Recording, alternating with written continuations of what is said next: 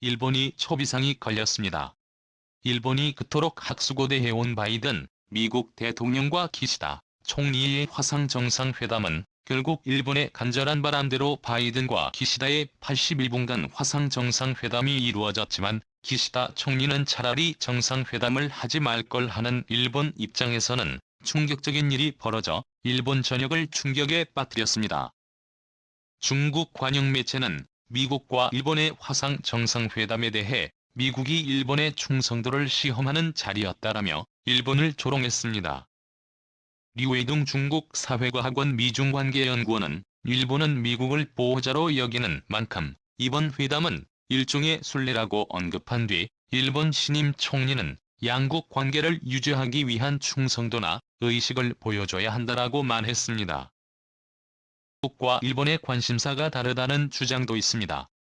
류 연구원은 미국은 우크라이나 문제에 신경을 쓰지만 일본은 한반도 디아오이다오대만 문제에 신경을 쓰고 있다라며, 이번 회담에서 많은 이슈가 다루어졌지만 구체적인 결과로 이어지지는 않을 것 같다라고 평가절하했습니다. 그런데 일본을 조롱한 중국의 발표는 아무것도 아니었습니다. 실제로 일본이 완전히 충격에 빠져버린 이유는 놀랍게도 중국이 아닌 바로 미국 때문이었습니다.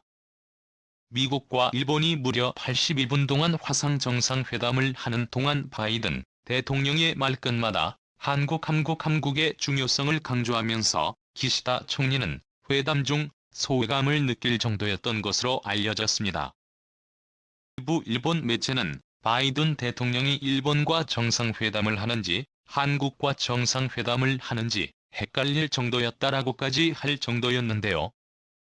실제로 일본은 최근 북한의 미사일 발사 등 도발에 대응해 미국과 일본이 협력을 강화해야 한다는 취지로 말은 했지만, 미국은 미일 관계에 대해서는 이야기하지 않고 오직 한국과 미국의 동맹 관계에 대해서만 이야기한 것으로 알려졌습니다. 실제로 백악관은 화상 정상회담 후 북한의 탄도미사일 발사 시험을 규탄하고 한반도의 완전한 비핵화를 위해 한국과 조율을 유지하기로 약속했다고 밝혔습니다. 일본에 대한 언급은 확실히 없었죠. 이뿐만이 아닙니다. 최근 미국과 러시아의 대치 구도가 우크라이나를 두고 역사상 최악으로 치닫고 있는 가운데, 바이든 미국 대통령은 일본 기업은 미국에 아무런 도움이 되지 못하고 한국에 절대적으로 큰 도움이 되고 있다는 취지의 발언을 해 일본을 큰 충격에 빠뜨렸습니다. 현재 우크라이나에서 미국과 러시아의 충돌은 일촉즉발의 상황입니다. 지금 보시면 러시아는 벨라루스에까지 러시아군을 보내 대규모 합동훈련을 실시했고, 2014년 강제 합병한 크림반도에까지 군사를 배치하며 우크라이나를 사방에서 둘러싸기 시작했습니다. 우크라이나 첩보부대 장인 키릴러 본다노프 장군은 뉴욕타임스와의 인터뷰에서 안타깝지만 객관적으로 바라봐야 한다. 우크라이나는 서방 국가의 도움 없이 러시아의 총공세를 막아낼 충분한 군사력을 보유하고 있지 않다라고 말했습니다. 푼다노프 장군은 러시아의 침공이 현실화할 경우 아무런 시나리오도 밝혔습니다.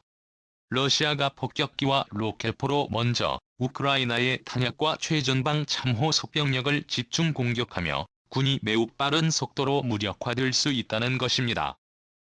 그는 수뇌부는 최전선의 방어 보급을 조율할 능력을 잃게 될 것이고, 그 모든 책임은 전선에서 홀로 싸우는 현장의 지휘관에게 쏠리게 될 것이라며, 일단 손에 쥔 탄약이 떨어질 때까지는 버티겠지만 보급 없이 버티는 군대는 없다라고 밝혔습니다. 영국 킹스 칼리지 런던의 러시아군 전문가인 로버트 릴리는 러시아가 재래식 무기를 쏟아 붓는다며 아주 짧은 시간에 엄청난 피해를 줄 수 있습니다. 시작 후 첫 340분이며 우크라이나 동부군을 초토화할 수 있다라는 무서운 전망까지 내놓았습니다. 이러한 상황 속에서 조 바이든 미국 대통령은 러시아를 압박할 아주 강력한 카드를 꺼내들었죠. 러시아가 최근 몰도바에 대한 천연가스 공급을 중단하자 몰도바는 에너지 국가 비상 사태를 선포했습니다. 러시아가 유럽 전체 천연가스 공급을 담당하다 보니 이를 언제든 무기로 삼을 수 있기 때문에 유럽은 러시아에 대한 어떠한 압박도 하지 못하고 있는 가운데 천연 자원이 풍부한 러시아를 압박할 수 있는 유일한 무기를 가지고 있는 나라가 바로 미국과 한국이었습니다. 미국만으로는 약합니다. 하지만 미국과 한국이 함께 러시아의 반도체와 TV에 세탁기, 냉장고, 자동차 공급을 한 번에 끊어버리게 되며 러시아 경제는 상상을 초월하는 패닉 상태에 빠지게 됩니다. 미국 대통령은 바로 이 점을 노리고 있죠. 조 바이든 행정부가 러시아의 우크라이나 침공에 대비한 고강도 경제 제재안을 검토 중인 가운데 반도체 업계의 대러시아 수출 제한 가능성을 염두에 두고 준비하라고 통보한 것으로 알려졌습니다. 백악관 국가안보회의 관계자들은 최근 미 반도체 산업협회 측에 전화를 걸어 러시아의 우크라이나 침공 시 글로벌 전자제품 공급에 대한 러시아의 접근 차단 등 새로운 대로 수출 제한을 준비하라고 말했다고 로이터 통신이 소식통을 인용해 19일 보도했습니다. 러시아는 이들에게 러시아가 실제로 우크라이나를 공격할 경우 전례 없는 조처를 할 준비가 돼 있다고 말했다고 합니다. ESI의 한 관계자는 NSC는 우크라이나 상황이 이례적이며 2차 세계대전 이후 최악의 침공 가능성이 있다면서 그 중대성을 직설적이고 엄중한 표현으로 전달해왔다며 NSC는 정부가 모든 옵션을 적극적으로 고려하고 있음을 시사했다라고 말했습니다.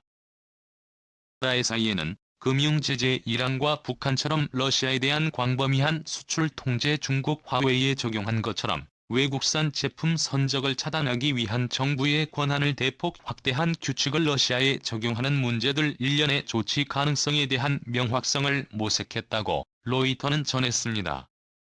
한 소식통은 업계의 준비는 러시아에 있는 직원들이 정보 기술에 대한 보호가 잘 돼 있는지 확실하고대로 수출 중단을 준비하는 게 포함돼 있다라고 전했습니다.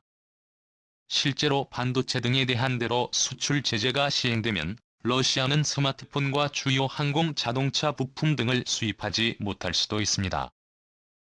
실제로 러시아 내 스마트폰 점유율을 보시며 삼성이 34%로 압도적인 1위를 기록하고 있고 미국의 애플은 3위를 차지하고 있습니다. 세탁기와 냉장고, TV 등 가전제품은 당연히 삼성전자와 LG가 절대적인 영향력을 행사하고 있고 그 어느 제품도 일본산은 찾기가 힘들죠. 이렇다 보니 바이든 대통령이 일본의 기시다 총리와 화상 정상회담을 하는 도중에도 계속해서 한국만 언급하는 이유입니다. 이제는 미국도 한국의 도움 없이는 그 어떤 것도 불가능해진 반면 일본은 필요가 없어졌기 때문입니다. 이 끝이 아닙니다. 최근 바이든 미국 대통령의 지지율이 급락하면서 외국 기업의 미국 내 투자 유치를 통해 지지율 반전을 노리고 있는데요. 이든은 한국의 삼성과 SK가 미국에 수십조 원의 투자를 했다며 한국의 중요성을 여러 번 강조했습니다.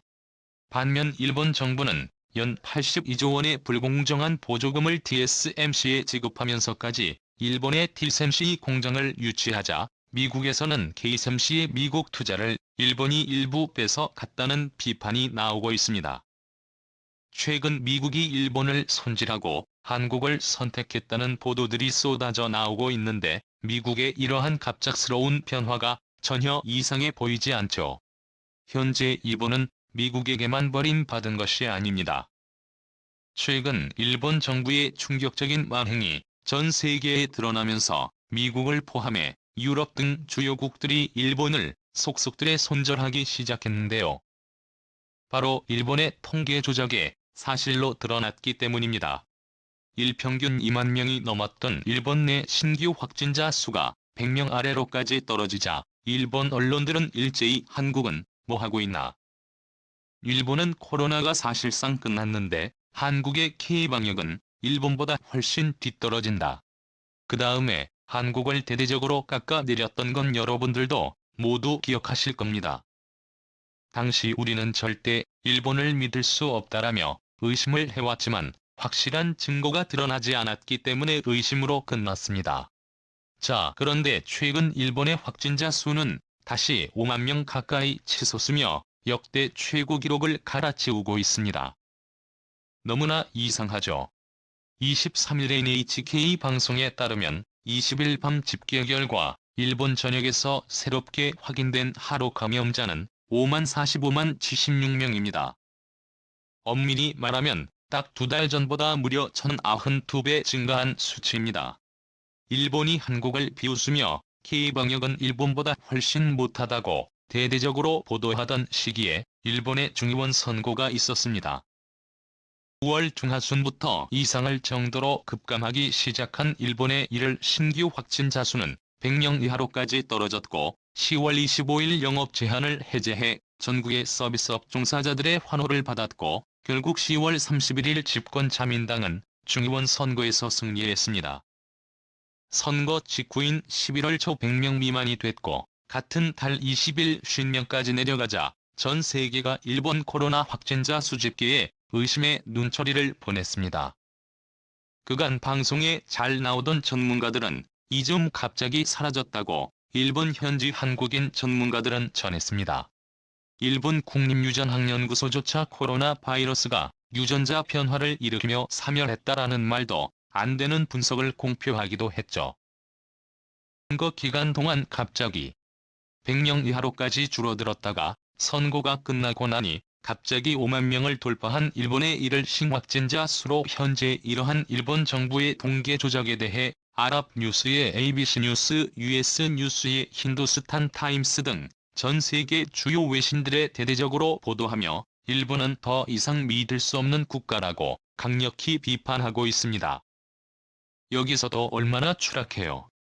일본의 자민당이 물러날 때 일본 국민들은 일본이라는 국가가 얼마나 더 망가져야만 한국과 같은 촛불 집회를 열어 자민당을 몰아낼지 한번 지켜봐야겠습니다. 오늘도 감사합니다. 최고로 멋진 하루를 보내시길 바랄게요.